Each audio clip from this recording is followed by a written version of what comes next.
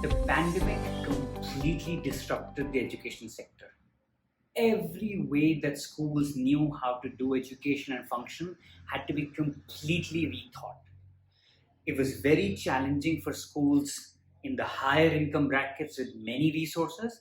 It was incredibly challenging for some of the poorest schools, the schools that we work with and where most of India's children go. When we spoke with them, they told us that the existing solutions were not working for them. Their children and their teachers did not have devices and data to do Zoom classes every day, and many of the software and content did not work on their devices. So we went deep to understand what their challenges were, and they asked us for a few things. One, they said, please build content and programs that work for the challenges of our students and our parents. So we spent a lot of time speaking with students and parents and built something for them. Second, they said, please make sure that you meet the needs of our teachers. So we spent a lot of time understanding what the teachers wanted. What became clear was that teachers were massively struggling with online learning and teaching. They did not have laptops, so they were doing everything on their phone. Most of the content that they found was not aligned to what they had to teach. Someplace there was a video, someplace there was a worksheet, and they were spending hours every day, 5-6 hours per day, putting together PPTs and documents. And this was not a good use of their time. And the third thing the schools requested us was that please make something low cost that we can use very easily. So what we built was around these needs, right? CAPE and our iGnite programs were built for them. First of all, they were completely free, zero charge for anyone. Second, we built them completely around WhatsApp. Everybody has WhatsApp. Everybody knows how to use WhatsApp. There is no learning curve. There's no login. There's no password. And so schools and teachers were able to very quickly adopt it.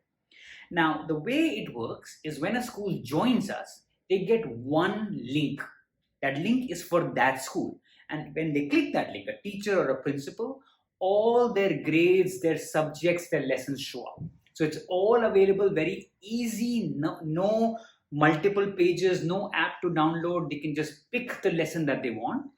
And then the teacher can see the lesson. If they like the lesson, they can straight away click a button and it will automatically go to their students' WhatsApp group. Now they can send a picture lesson or a video lesson because every lesson is in two formats. If the children do not have good internet, send them the picture lesson. If they have good internet, send them the video lesson. Then teachers are able to very easily add audio notes explaining the content to the children and the parents. And then students start responding on WhatsApp where teachers can correct and give feedback. What we heard from teachers was that this had dramatically simplified their work. But most importantly, initially they were spending 7 hours making content. Now they were spending 7 minutes. So what were they doing with the rest of the time? Spending it where they should, with their children. They were on phone, they were on WhatsApp, they were reaching out, they were motivating the children who were not responding, they were encouraging the children who were responding, they were giving feedback, and it allowed the teachers to do what they do best, which is where we see really the vision of technology. Technology is not supposed to or is going to replace teachers. What it will is it will empower teachers so they can do what they do best, which is motivate, support, and encourage a child while technology supports them in doing that. We've managed to do that with thousands of teachers and now lakhs of students across the country, and we hope to do that with many, many more. When the COVID-19 pandemic hit, education was disrupted everywhere. Now think of a middle class or a rich family. They have access to good devices, they have good internet connection, they have the softwares, learning resources, they have parents and teachers who can support. Yet if you hear the stories, they're often stories of struggle and how difficult everybody found. Now imagine this for a poor family, right, whose very existence is called into question, their income has been hit, there are so many life challenges that they faced. And so learning of their children became an even bigger problem. But when we spoke with hundreds of parents, students, educators, what became clear was that parents still wanted their children to learn and for their education to continue.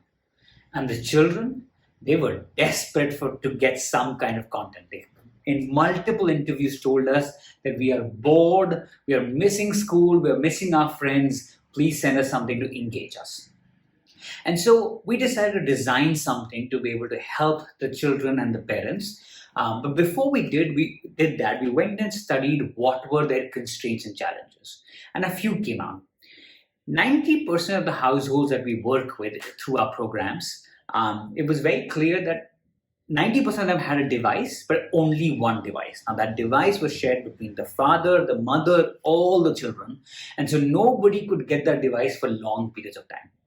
Secondly, these devices, these mobile phones, generally had low storage space, so you couldn't download a lot of apps or content. Third, internet was an issue. Internet was available, but not lots of data and not very fast data. And fourth, there was so much new stuff happening that the children's and more importantly, the parents' ability to take on a new software, learn something completely new, and figure all this out was fairly limited. So we had to design something that helped the learning needs of the children while keeping all these constraints in mind. So here's what we came up with. We built CAPE and Ignite, and we made them completely online programs with the following features. One, they were completely on WhatsApp. No software, no login, no password, nothing to download, which means your space is not getting used and you already know how to use WhatsApp. So it was very easy for the parents, very easy for the children. Second, all the content was either sent as a picture by the teachers or a simple link that the child could open in a browser. They would click, it would automatically open, and the content was very easily available. So again, no storage space, no confusion of how to use it. Third, we made a provision for teachers to send audio notes with the lesson. Now, in the audio note, the teacher would explain to the children what was supposed to be done. They would explain in the mother tongue. So the child was too small, the parent could hear and figure out what needs to get done and support the child accordingly. This allowed every child to access, every parent to support their children, even if, let's say, they did not know how to speak the language that the content was being sent in. And then the content itself was super simple, bite-sized. So only 10-15 minutes max, had either engaging pictures or videos which interested the children, really fun activities. And then most importantly, the children could do their work in a notebook or act out something and then take a picture or a video and send it back to the teacher.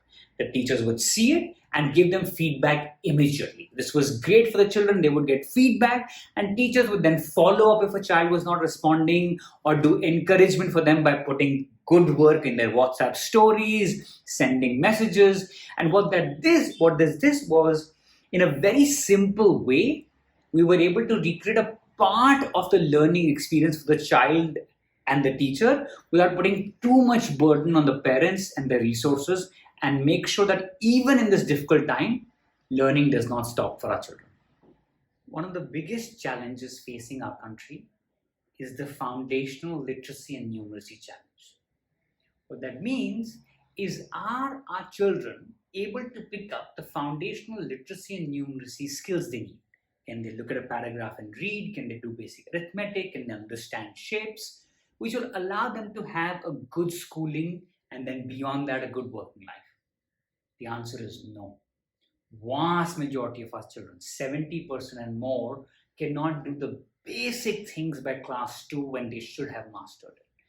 And over the grades, it does not improve. So this is a really big problem for our country, and it will have massive consequences over the next few decades. And so 3-to-1 Education Foundation has been working on this problem for the last many years. And we built a program called Ignite to solve this problem. And for the last many years, we've been rolling out in various schools across the country. And last year, this program was done with about 80 schools and 8,000 children. And the aim was to see by this program can we improve the learning levels of the students. And by March 2020, we had this third-party evaluation, right? Completely independent of us. Come look at the program and evaluate and show that in just 1 year, we were tripling the number of students achieving mastery. So without us, in the same school, same teacher, 20% students at the end of the year could do it. With us, same school, same teacher, at the end of the year, 60%. Right? If it was 2 years later, then it's 80% and more. right? Which were incredible results, very rare results, and we were very, very happy. And the aim was now to take those 8,000 students and take the program to about 25,000 students this year. And then the pandemic hit. And everything had to change, right? Our program was completely in person. We went and trained the teachers. We observed them in their classes. We had physical books. Every single thing was called into question. And it was really, really hard because we'd worked for so many years to build a program that was working. We had evidence, validation that we were working, and now everything had to be rethought. But two things really sort of guided us. One was to see that if things had changed for us, they had changed even more drastically for our children, for our teachers, for our schools. And so we had to find a way because they had to find a way. And the second thing was that what we realized was that many of the principles of our program would still work in any context, but the practices had to change. How we were doing the program had to change.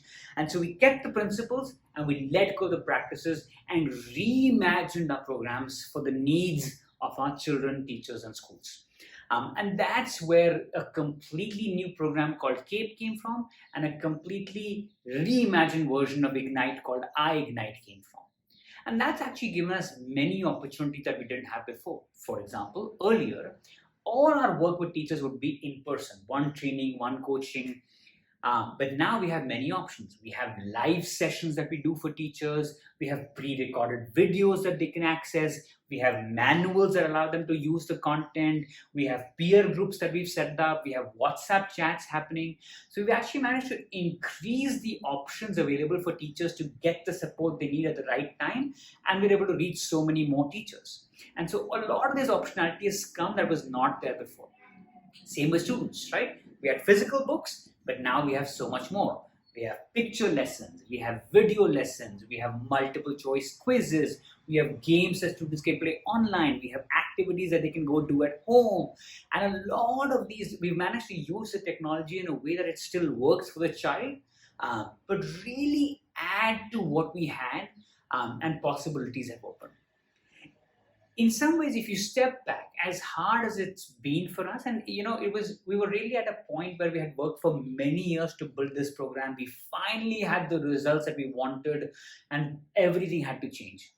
But what it's taught us is that if we keep the focus on the children, on the teachers, on the schools that we work with, and then we invent on their behalf, while making sure that we keep the principles but adapt the practices as needed, cool things can happen, right? We have managed to maintain similar learning levels in this very different environment. Now, last year we were reaching 8,000 students, 80 schools, and we want to reach about 25,000 students this year. Well, this year, through these online formats, we've already reached 800 schools and 2.5 lakh students. So 10 times more of what we had thought. So it's really opened up possibilities for us. It's been incredibly challenging, but we found that as we focused on the principles, adapted new practices, and tried to serve our users best, we've managed to find new things. That's what has helped us, and hopefully some of this will help you.